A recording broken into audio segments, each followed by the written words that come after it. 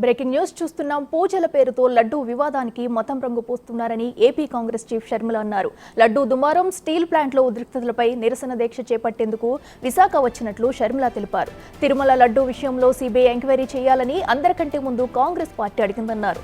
Supreme court కూడా తమతో పాటు ఏకీభవిస్తున్నందుకు సంతోషంగా ఉందన్నారు షర్మిల. లడ్డూ విషయాన్ని చంద్రబాబు, పవన్, జగన్ రాజకీయం చేయొద్దని కాంగ్రెస్ పార్టీ ముందే చెప్పిందన్నారు.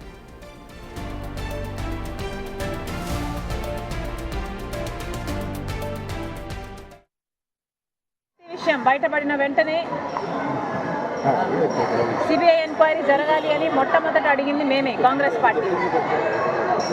సిబిఐ ఎంక్వైరీ జరగాలి అని కాంగ్రెస్ పార్టీ యూనియన్ గవర్నమెంట్కి లేఖ కూడా రాసింది.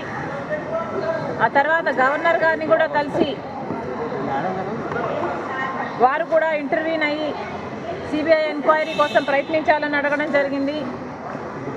ఆ తర్వాత చీఫ్ జస్టిస్ ఆఫ్ ఇండియాకు కూడా సుమోటో కింద దీన్ని స్వీకరించాలని లేఖ రాయడం జరిగింది. సిబిఐ ఎంక్వైరీ కోసం పోరాటం చేసిందే కాంగ్రెస్ పార్టీ.